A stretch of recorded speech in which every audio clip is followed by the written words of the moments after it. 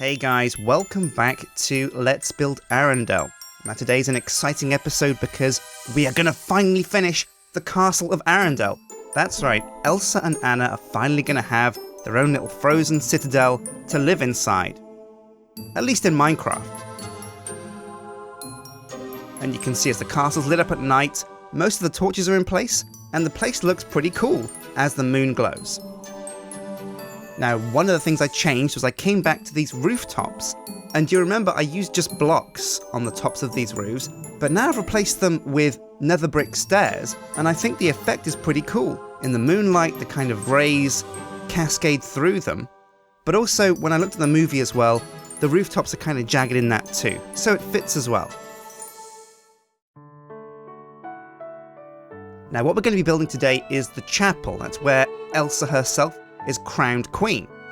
But we need more space, so I cut the whole castle and pasted it about 5 or 10 blocks backwards to give me a bit more space to build this chapel.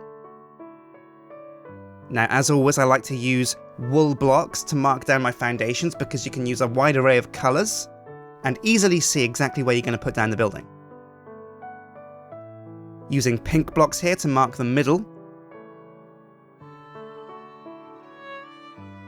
And now the back of the chapel itself has a kind of curved semicircle wall. So what I need to do was, along the axes of along the pink wall, plop down the middle of a circle, and then complete the semicircle around the back of the chapel. And as we sweep around this tower, you can see I've turned the wool into stone brick, and we're ready to start building. So again, it was just slowly building up here with stone brick. We're going to be using stone brick, blue nether brick tiles for the roofs, a little bit of wood here and there for support and bracing, and of course the quartz blocks that in this texture pack have become this kind of white and wood paneling effect, which is really cool. Now once I was high enough with the walls, I started to build the roofs. Now the chapel, like the main castle itself, has a skirt of roof, and what I mean by that is it has like a layer of roof that's like a bit kind of shallow. Then there's a bit more wall, and then there's even more roof on top of that. So the first thing we're doing is building that shallow layer of skirting, that shallow roof layer. And then once we've completed that, we came around with stone brick and started to build up the second wall. Now each side of the chapel as well has a small kind of triangle peak that carves its way into the main wall, into the main roof. So we're keeping that. And now, to make things easier as well, what I'm doing is I'm only building one side of the roof and one side of the wall.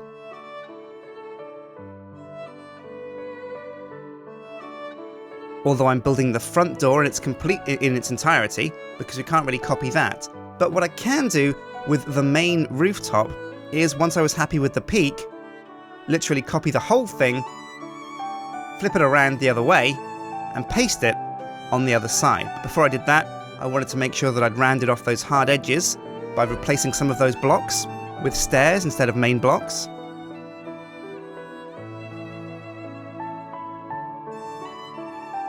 But then with those in place, it was world edit time, and I set about copy and pasting it over to the other side. And there we go. Oh yeah, so the rooftop is pretty much complete. So's the front of the chapel. It's just a bit of copy and pasting here and there to fix the window at the back and the side. And now I had to come around to the semicircle roof. Now this wasn't easy to do. It's a very difficult shape. It's hard enough getting a triangle shape, but when you want to do like a kind of cone-shaped roof in Minecraft, you can spend a lot of time just messing around until you find something that works. And even then, this isn't a perfect cone, but it looks close enough, and that's the thing with Minecraft. You have to make sure that you accept that you're building with cubes, so your shapes won't be perfect, they'll just be the closest you can get to the real thing. So we finished this cube, finished this cone. I round off some of the edges, and then replace some of them with stairs, and there we go, we pretty much have a smooth looking cone shape for the back roof of the chapel. Oh yeah. And now it was time to come and complete the final structural piece of the chapel, and that's the tall tower in the middle that reaches up. And this is where I imagine they hold the bells, because of course this is a chapel, a place of worship, so when there's a wedding or a coronation, I'm sure that they want to sound the bells to announce exactly what's happened. So I built up with squares of stone brick,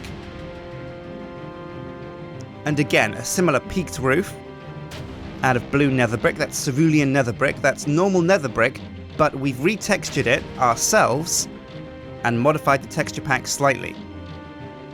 Now I'm using the magic of copy and paste, which means I only have to do half of this tower. So I'm designing the right side of the tower with, you see there, the quartz blocks, the iron bars, the glowstone blocks behind the windows to light it up in the night. And then once I was happy with one side and I'd rounded off the edges of the roof, I could literally just grab that, copy it, and paste it over the other side to mirror the look completely.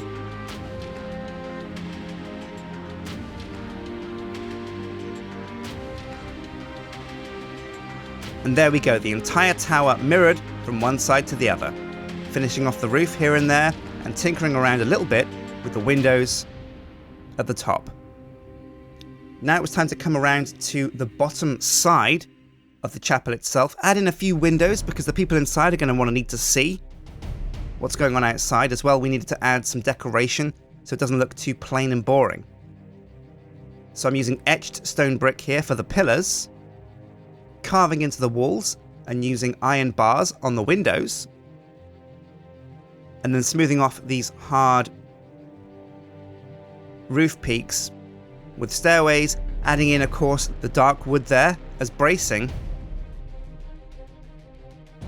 And then again using quartz, iron bars and glowstone for some cool windows that help light up both the inside and the out.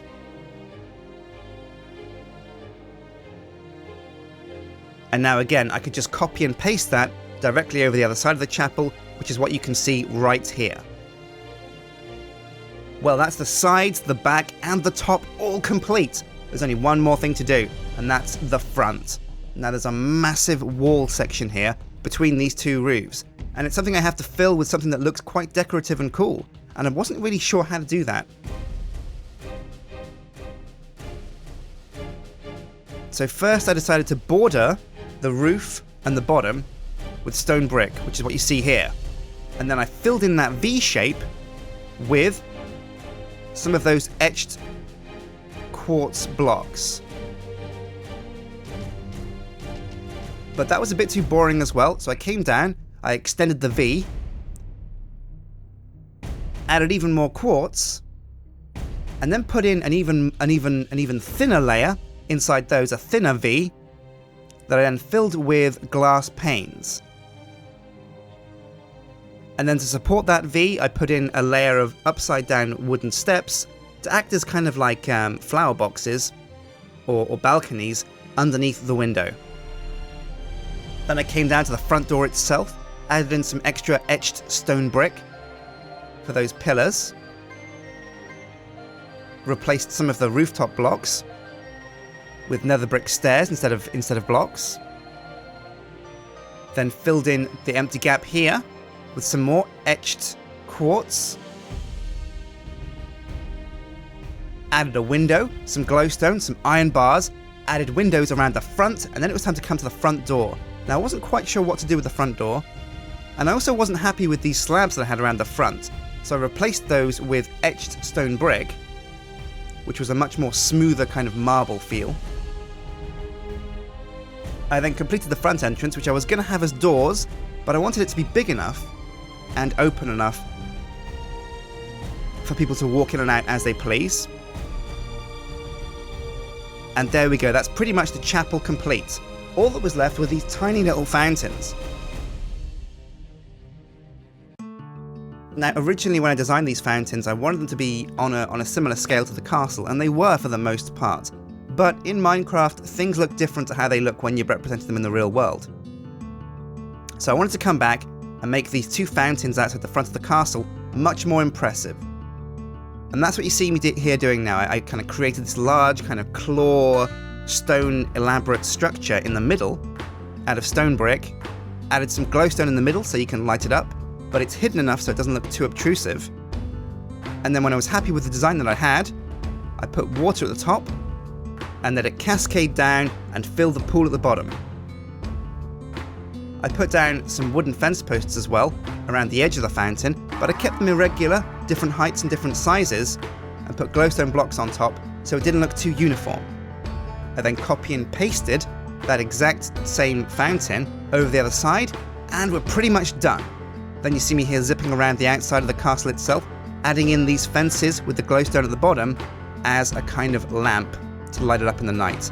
Oh yeah, now you'll see, you might have noticed that I've added grass around the side of the castle instead of the rock that was there before. And this is slightly off mission, it's not quite what's in the animation, but I think it looks much better in our Minecraft setting. With pine trees as well, the castle is definitely a lot more decorated. And as we fly by, we're pretty much done with the town of Arendelle. Now, what we're going to be doing at some point is converting this into a survival games map. Something where we can actually come and play survival games on. And so to do that, we're going to have to add a lot of chests, and we're going to have to completely flesh out the interiors, because as you guys know, that castle in the middle is just a completely empty shell. It looks pretty cool from the outside, but what it needs is staircases, floors, rooms, and all kinds of chests, traps, and puzzles inside to keep survival games players guessing and on their toes, so they never know what's coming up next. I've also added a few ridges on the rooftop here. You see the kind of the wall roofing in wood. I've added some ridges, much similar to, very similar to the ridges that we added on the main castle itself in the middle. But yeah, as you can see through those large windows, you can see just a very barren and empty zone inside this castle. So that's something we're definitely going to have to fill when we come back and fit this out for survival games. Also, the insides of the walls could use a bit more decoration perhaps, and give people a reason to go there. And the main courtyard itself is looking very big and empty, so we might want to fill that up with farmers' carts, maybe some tents, some market stalls. Who knows? We'll put some interesting things there to give people a reason to go outside and to find treasure there. But that's been it for Let's Build Arendelle. We finally completed the castle, and this has been a massive passion project for me. I really had a lot of fun building this place and getting it looking cool. Next episode, we're probably going to come back to some more simple builds and focus on teaching people how to build cool things for themselves. Be it a blacksmith, their own first house, their own hovel even, a farm, anything like that. So I've been Sjin, hit like and favorite and subscribe, and I'll see you guys next time for some more Let's Build. Take care.